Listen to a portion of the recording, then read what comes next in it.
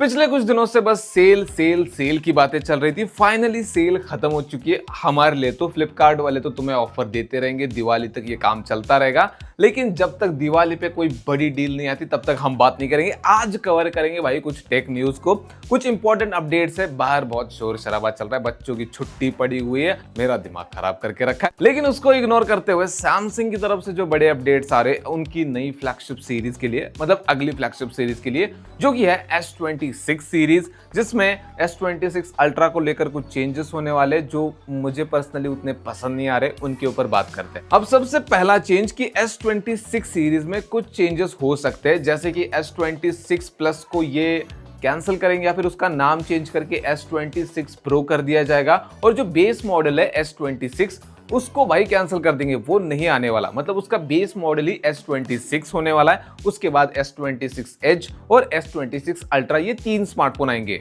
अब जो S26 ultra है, जो भाई सबसे बड़ी हाईलाइट होगा अगले साल की, उसमें भी कुछ चेंजेस होंगे जो मुझे पर्सनली उतने पसंद नहीं आ रहे। सबसे पहले तो देखो S25 अल्ट्रा के इन्होंने L लगा दिए थे, जो फ्लैट एजेस और फ्लैट कॉर्नर के साथ भाई उसकी किलर लुक आती थी ना, देखते भाई बनता था। S23 अल्ट्रा हो, S24 अल्ट्रा हो, लेकिन भाई S25 अल्ट्रा के साथ इन्होंने जो कॉर्नर को राउंड करके उसके साथ जो ज्यादती की है ना, वो हम अभी तक भूले नहीं थे कि भाई S26 अल्ट्रा के साथ उससे भी बड़ी ज्यादती होने जा रही है। मतलब इसके कॉर्नर को तो और राउंड किया जाएगा, उसके अलावा इसके एजेस को भी फ्लैट नहीं रखेंगे, उसको भी राउंड कर देंगे। मतलब बिल्कुल S24 और S25 जो बेस मॉडल थे ना, वैसी लुक आने वाली है। और ये कम था कि नॉर्ड सीरीज के कैमरा अरेंजमेंट को भी डाल दिया। मतलब पहले हमें अलग अलग कैमरास देखने को मिलते थे अरेंज किए हुए, जो कि काफी अच्छे लगते थे, लेकिन अब ये पिल शेप में कैमरा मॉड्यूल लेकर आएंगे, जिसमें 3 कैमरास होंगे, और जो एक कैमरा होगा उसको भाई पैनल के साथ फ्लैट कर देंगे, उसके साथ फ्लैश को भी फ्लैट कर देंगे। क्योंकि कुछ लोग कंप्लेंट कर रहे थे कि कंफर्टेबल नहीं लग रहा था हाथ में पकड़ने के लिए। हो सकता है उनको कुछ और भी हाथ में पकड़ने के लिए कंफर्टेबल ना लगता हो, मैं चीजों की बात कर रहा हूँ। लेकिन इसके लिए इतना बड़ा चेंज थोड़ी ना कर सकते भाई। मुझे पर्सनली इसका लुक बिल्कुल पसंद नहीं आया। जो फर्स्ट इमेज इसकी निकल कर आई है, ये कंफर्म, ये फाइनल नहीं है, लेकिन जो रेंडर इमेजेस निकल कर आ रहे हैं वो उतने इंप्रेसिव नहीं है। तुम खुद भी देख लो स्क्रीन पे, मैं दिखा रहा हूं तुम्हें। और बुरी खबरें यहीं पर खत्म नहीं होती। Exynos 2600 का भाई मास प्रोडक्शन सैमसंग ने स्टार्ट कर दिया है। इसका मतलब भाई ये आने वाला है S26 सीरीज में, और मुझे बहुत ज्यादा धक धक हो रहा है, क्योंकि इंडिया को भाई ये बहुत प्यार करते हैं कि अपनी Exynos सीरीज का एक्सपेरिमेंट इंडिया के ऊपर इनका होता ही होता है। और चिंता मत करो, इसको लेकर एक बैड न्यूज है जो आगे कवर करेंगे। सारी बैड न्यूज शुरुआत में, मतलब मुंह खराब नहीं करना भाई, तुम्हारा भी और मेरा भी। और एक गुड न्यूज को कवर करते हैं। देखो, इसमें सैमसंग का जो नया पैनल है M14 OLED पैनल, जो iQOO 15 में आने वाला है सबसे पहले, वो S26 सीरीज में आने वाला है, तो ये कंफर्म है। तो ये काफी स्लिम होने वाला है, जिसकी वजह से लाइट मतलब अच्छे से पास हो सके पैनल के थ्रू। तो उसके क्या क्या एडवांटेजेस होंगे वो सैमसंग बता देगा लॉन्च के टाइम पे। लेकिन फिलहाल इतनी खबर है भाई। सैमसंग की न्यूज बहुत बड़ी हो गई, लेकिन iQOO की भी एक काफी अच्छी न्यूज आ रही है। जैसे मैंने iQOO के एक डेडिकेटेड वीडियो में कहा था कि भाई iQOO वाले कैमरा के ऊपर 100% ध्यान देंगे, और लोग ध्यान दे रहे। उन्होंने भाई पोस्ट किया है, मतलब फोटो सैंपल पोस्ट किए, एक अल्ट्रा वाइड लेंस वाला और एक नहीं 2-3 है टेलीफोटो लेंस वाले। मतलब 50 मेगापिक्सल का जो टेलीफोटो लेंस होगा उससे तुम 100x डिजिटल जूम कर सकते हो, उसके कुछ सैंपल्स अपलोड किए, और अल्ट्रा वाइड लेंस का भी एक सैंपल अपलोड किया है। सेंसर साइज को बता दिया, इसके अलावा बैटरी और चार्जर भी बता दिया, 100 वॉट का चार्जर होगा, कंफर्म हो चुका है। तो थोड़ा सा डाउनग्रेड है, लेकिन देखते हैं बाकी चीजें। देखो, यहाँ पर मेन चीज है कैमरा। तो मुझे लगता है कि भाई कैमरा के ऊपर ये डेफिनेटली काम कर रहे हैं, और इनको पता है कि भाई वो चीज अगर हम थोड़ा बेटर करते हैं तो भाई ये इस फोन को और 4 चांद लगा देगा। तो जो सैंपल्स निकल कर आ रहे हैं उसको देखकर तो भाई मेरी एक्सपेक्टेशन और हाई हो चुकी है। तुम अपना बताओ कि iQOO 15 को लेकर तुम्हारी एक्सपेक्टेशन सिर्फ परफॉर्मेंस को लेकर है, या फिर तुम कैमरा से भी एक्सपेक्ट कर रहे हो इस बार। सैमसंग के S सीरीज का फैन एडिशन आ चुका है भाई इस साल का, और वो लाइव हो चुका है उसकी सेल। मतलब तुम खरीद सकते हो 3 वेरिएंट में। 8+128 GB से स्टार्ट होता है। हाँ, एप्पल वाले सुधर गए, लेकिन सैमसंग ने इसमें पता नहीं ऐसी क्यों हरकत कर दी। तो इसकी प्राइस स्टार्ट होती है 60,000 से, और 8+256 GB वेरिएंट की 66,000 है। 8+512 GB की प्राइस है 78,000 रुपीज।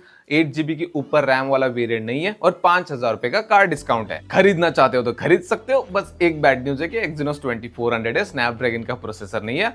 और नहीं खरीदना चाहते तो अगले साल 30,000 का आ जाएगा, जो इसकी मुझे लगता है सही प्राइस बनती है। मतलब इस साल 40,000 बननी चाहिए, ऐसा बोल रहा हूं मैं। Realme की तरफ से भी एक न्यूज आ रही है। Realme अपने Realme 15 Pro का एक नया एडिशन लेकर आ रहे हैं, house of the dragon edition. तो जिन्होंने सीरीज देखी है वो काफी ज्यादा कनेक्ट कर पाएंगे इससे। मैंने भी देखी है तो मैं भाई फैन हूँ सीरीज का। तो इसका एडिशन आ रहा है 8 अक्टूबर को, जिसमें ये लोग कुछ 2 UI भी लेकर आ रहे हैं। एक हाउस टारगेरियन का होगा और एक और कौन सा होगा मैंने पढ़ा था, लेकिन भाई वो हाउस याद नहीं रहा मुझे। फोन की बॉक्स को तो उस तरह से डिजाइन करेंगे हाउस ऑफ द ड्रैगन के थीम में। उसके साथ जो फोन का स्टैंड होगा वो भाई थ्रोन की शेप का होने वाला है। अब सैमसंग की उस बची हुई बैड न्यूज को कवर करते हैं। तो सैमसंग की तीसरी न्यूज है, कह लो कि तीसरा झटका है। तो एक तरफ सैमसंग की S26 सीरीज बन रही है और एक तरफ Exynos 2600 बन रहा है। तो पता है इसका क्या मतलब निकल कर आता है? मतलब ये निकल कर आता है कि S26 Pro, S26 Edge और S26 Ultra, इन तीनों में से एक स्मार्टफोन तो कंफर्म माना जा रहा है जिसमें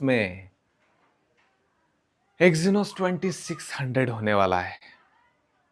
हाँ, अब इस प्रोसेसर में बस एक ही चीज है जो एक्साइटेड करती है थोड़ी बहुत, वो है ये 2 नैनोमीटर का होने वाला है। इसके अलावा भाई कुछ भी एक्साइटमेंट नहीं है। और रिपोर्ट्स ये कहते हैं कि S26 सीरीज का जो बेस मॉडल होगा यानी S26 Pro, उसमें ये प्रोसेसर होगा। मतलब सैमसंग को भी पता है कि भाई ये अल्ट्रा में नहीं आ सकता। तो इससे पता चलता है कि सैमसंग को भी पता है भाई बस 2 नैनोमीटर का है। 8 Elite Gen 5 के आसपास फिरकने की यहाँ पर बात ही नहीं है। रिसेंटली इंडिया में बने एक चैटिंग ऐप की बहुत ज्यादा चर्चा हो रही है, आराताई कुछ उसका नाम है, जो कि पहले से था काफी टाइम से, लेकिन आजकल बहुत ज्यादा पॉपुलर हुआ है प्राइम मिनिस्टर मोदी जी के स्पीच के बाद। जिन्होंने इसको बनाया उन्होंने कहा कि भाई पहले दिन के बस 3-3 हजार डाउनलोड्स आते थे, लेकिन आजकल 3.5 लाख से ज्यादा ये नंबर बढ़ चुका है दिन का। और काफी मतलब एप्पल के ऐप स्टोर पे तो भाई नंबर 1 पे ट्रेंड कर रहा है शायद ये ऐप, और प्ले स्टोर पे भी डाउनलोड्स बहुत ज्यादा बढ़ चुके। और ये डायरेक्ट राइवल है व्हाट्सएप का। लेकिन इसमें एक फीचर है जो कि व्हाट्सएप में भी नहीं मिलता, वो है कि भाई तुम इसको अपने टीवी में भी इंस्टॉल कर सकते हो।